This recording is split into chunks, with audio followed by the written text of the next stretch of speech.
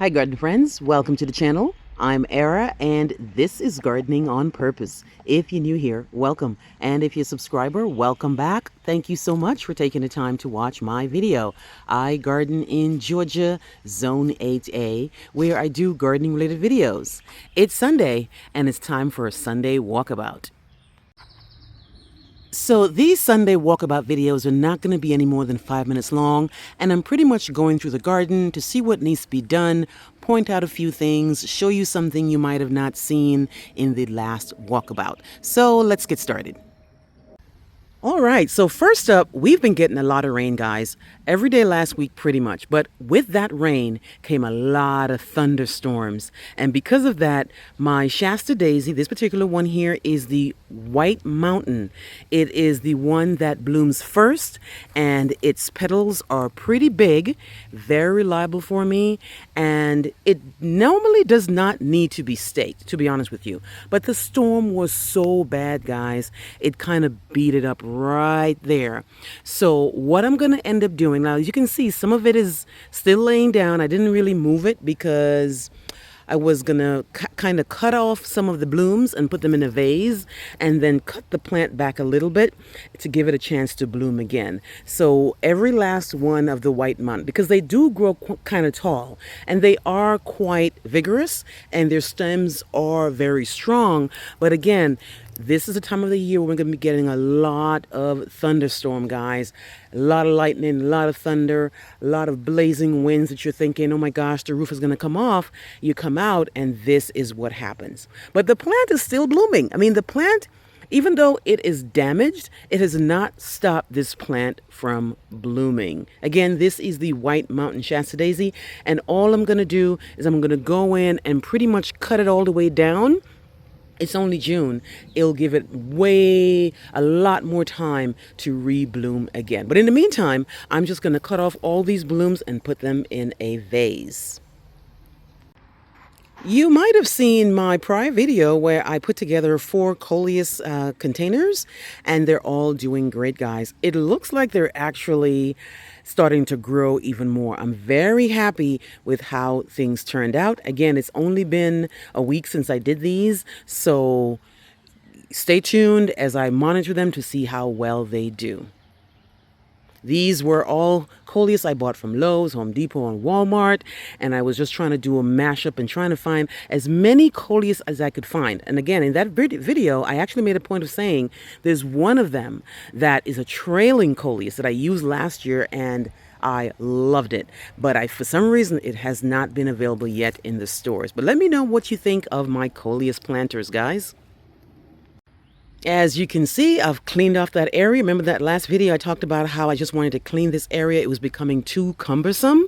I had too many things going on here. At one point I had my Japanese maples here, and then I had my white pots, and then I added the black pots, and then I realized you're doing too much. So I decided to take everything out. I'm just going to use the 2 pots. Still working on getting these pots together, even though I have something in there. You know, this is not the final result, but the idea is not to have this area blocked off with a bunch of containers and all these rocks that I either salvage from around my yard. All these brown rocks you see are from my yard I dug up. But these little guys here, the ones that have a little bit of color, those are ones that I bought. I bought 4 bags of those Vigoro stuff from Home Depot, and I kind of mixed it in with the free rocks that I found. And I think for me, less is more here. I spoke to a guy this morning actually about painting this, but what I'm going to end up doing, guys, I'm going to take the screen out. I'm going to take the screen out because with the rain, when our rains come, they pour. I mean, they come all the way down. And the pollen is terrible. Even though I have a screen and I'm thinking because the house is covered, you know, the patio is covered, the pollen makes its way in here and it's just like I didn't have a roof. So I've spoken to this guy today and I'm going to pick up some windows from a person I got from Facebook Marketplace, and I'm actually going to put 3 windows here and then 2 windows at the side. I'm going to replace my door and I'm going to paint this white and brown, hopefully by the end of this week. But I can't make any promises, but I've gotten to the point now where I need this to be where I want it to be. And this week we're not going to have any rain, so I think it's the best time. So that's what I'm planning to do with that. But in any case, this is what I want the patio area to look nice and clean. The rest of the garden is looking great, guys. I cannot complain. Everybody's coming into their own right now. Some people have already, not some people, but some plants have already bloomed. Some plants are blooming. Some plants are in the middle of starting their first bloom. As you can see, these beauties here, you know what these are. These are the beautiful cone flowers. These are a mixture of cone flowers and Cheyenne Spirit, the Cheyenne Spirit version of it. And then I also have some sun seekers in here, and just doing great, guys. Remember this? This was the plant of the week last week. This is the Cancun Asiatic lily, and it's looking amazing, guys. I'm so happy to report that this guy here, not only did I just plant these two, these are all new babies, and I'm so happy I get another week with them to show you how beautiful they look. Further down are just people, not people, I keep saying people, plants are trying to put on a show. Everybody's competing with others to see who looks the best, because here we have some other daisies that again weren't affected by that storm because they're not that tall, even though they bloom really great. This is a combination of the Amazing Daisies Madonna Cream, this one here, and then we have Amazing Daisies Daisy May, and then I have Snowcap in here too, and they're all doing great. Now, right here we have some Veronicas here that are doing well, and these are some recently planted millennium alliums that I've had them in my yard the first year. They didn't really do well, and they never came back, but I'm gonna give it a go one more time. I believe I bought this particular one here, this particular coneflower from Walmart. I remember very, very clearly. So let's see in the back here. Now, I had planted some, what's it called? Purple Sensations Allium, and there's something with me in that plant. This is my third go around. I planted it right here. Remember last time I thought, why was a space right here? What is in here? It was some Purple Sensation Alliums, guys, and they had poked their heads out, but then I don't know what happened. They just decided not to come out. And I made sure I put some pine bark in here because, you know, I have clay and I know it's a bulb. But if the lilies do well here, because, you know, my lilies do absolutely amazing here. Well, lilies are true bulbs. I'm not sure why my Purple Sensations are not coming up. They had came up and then all of a sudden they decided they're not going to come. Now, this doesn't look that great, but you know what this is. This is that yarrow that fell all the way down, and I need to stake it properly. But this is what I just used something to kind of hold it up to see, because I knew that there was something else here, and the yarrow was just pretty much laying down. Now, somebody had mentioned in one of my videos when I mentioned the fact that this yarrow was laying down, was the fact that yarrow doesn't like over nutrient rich soil. And I did read that too. So that could be a reason, because it did that last year. And even if I cut it back and it came back, it did the same thing. So maybe I'm going to have to move this yarrow. I put a tomato cage around the hydrangea because for whatever reason, guys, every last one of them are beginning to fall down. I really don't know what the story is. Even this one that was standing really nice and tall last year is beginning. And I don't know if it's because the soil is too wet, but I can't help that because I'm not watering. I haven't done any watering all season, guys, because I don't need to, because it's been raining. I have not watered anything in the soil unless I transplanted it. Obviously, once I transplant something or I'm planting something new, I water it in. But to actually water the plants as a matter of regimen, I have not done that. This is all a matter of rain. This is all natural rain coming and watering these plants. So I really don't know if that's the reason why, because this guy here last week when I showed it to you, it was standing up tall, but now it's beginning to lean. So here are the other two that have officially leaned and began to lie down. Not sure why that is happening, but I use a tomato case to kind of hold it up because they just started. I mean, they're going to be blooming all summer and I can't have them laying down all summer. Look at this beautiful planter, guys. This is my favorite planter of the summer that I've made. It's a combination of delphinium, begonia, and petunias. It looks amazing. And this thing has been growing. I planted it and this thing has been growing and doing well. And I'm really, really impressed with this begonia here. It's an orange begonia that I got from Walmart in a hanging basket. There were 4 of them in there. I divided it and made this into a bunch of different containers. And I think this looks amazing. It's doing absolutely great. It's in full sun. It's in one of those Allen and Roth pots that I love so much. Most of my pots, if I have to think about it, most of the pots that you see me show you that I have plants in, they're actually from Lowe's, and they are the Allen and Roth brand, and I absolutely love them. But look at this beautiful orange begonia. Look at this beautiful petunia. This is a wave petunia, and then this beautiful delphinium. Let me know what you think of this particular plant. I have many more, and I'll give you an update on all of them, but I couldn't help but point this one out. So I've decided to make a different rose garden. Remember on the side of the house, which I don't really show that much because I'm still waiting on figuring out what to do about that tree. And that tree, I really can't plant too much there because that tree provides a lot of shade. And of course, you know, roses don't like shade. So I've decided to make a rose garden on the side of the yard. I'm going to move all my Walmart roses.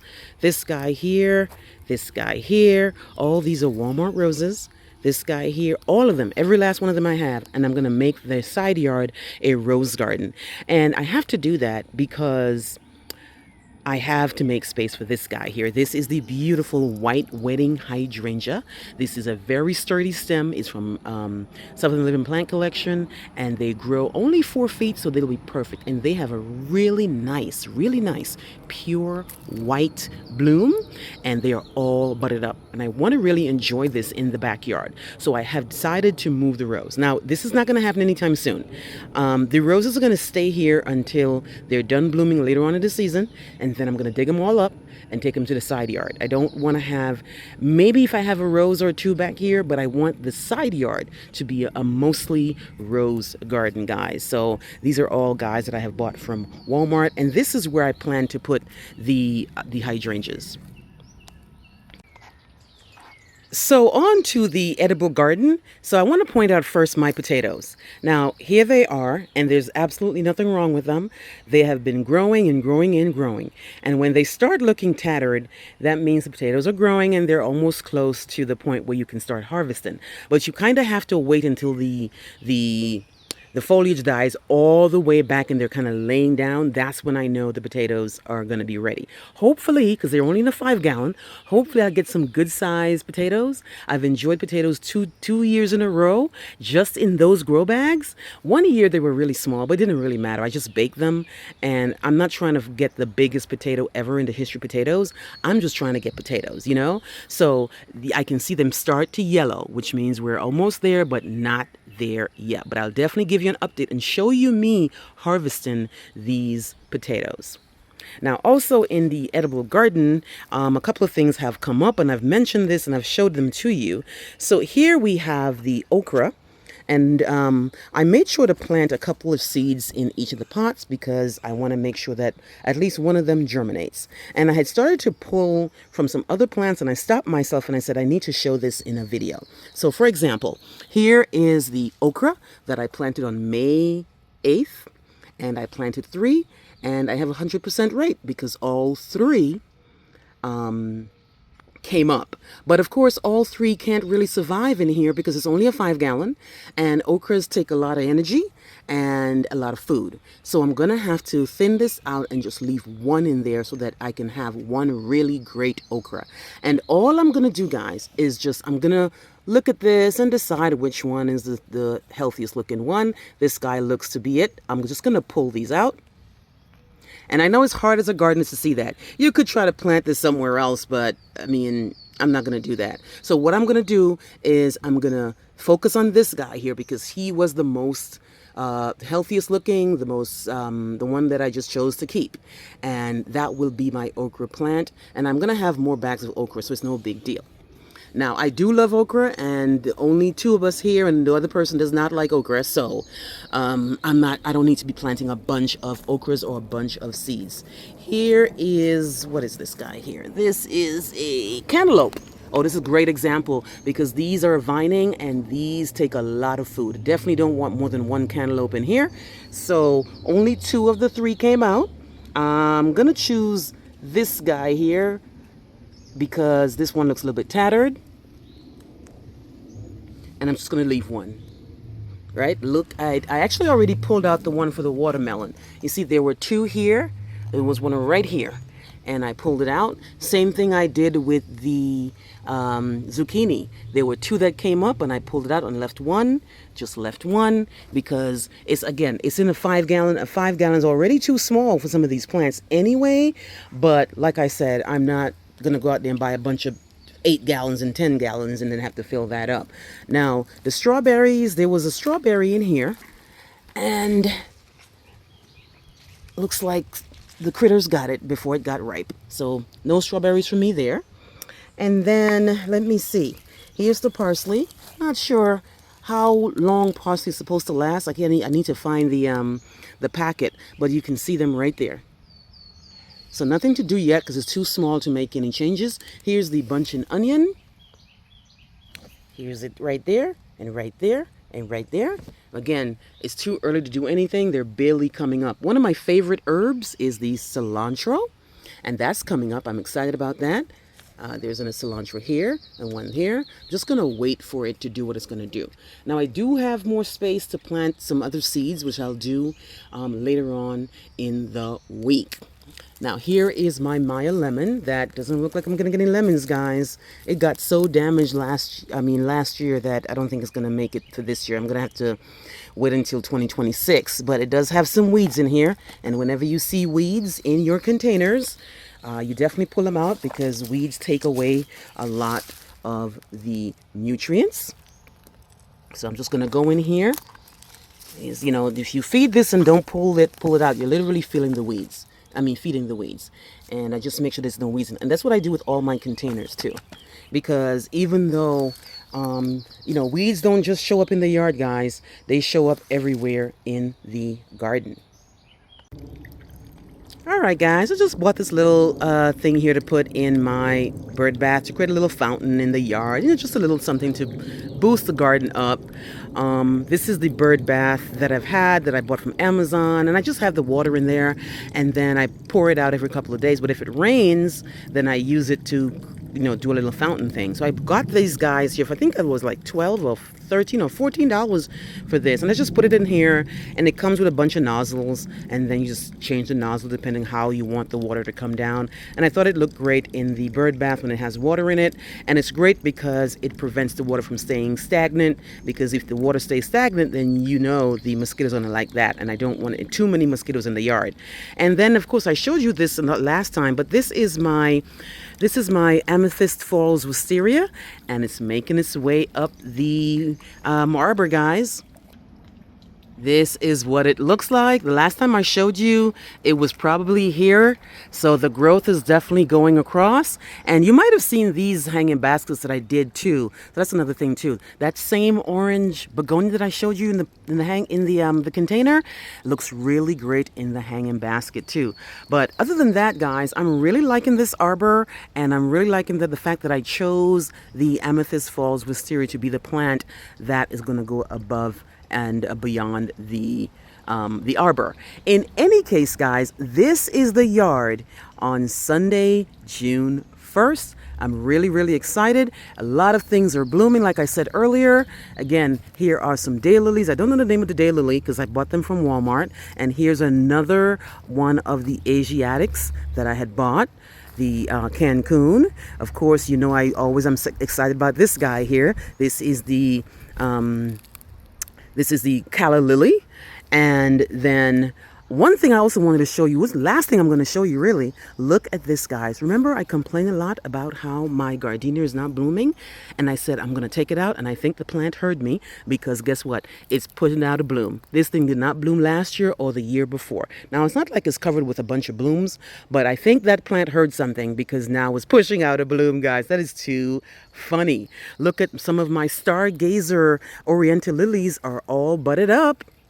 And they're going to do something. Look at my agapanthus. That's budded up too. That's going to do something soon.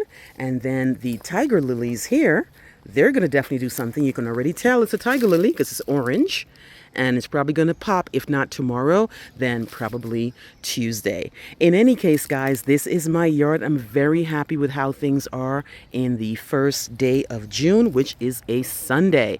Let me know what you think, guys. Please like, please share, and please subscribe. Remember to hit that notification bell so you can be alerted on all my new videos. I'll see you on the next one. Bye-bye.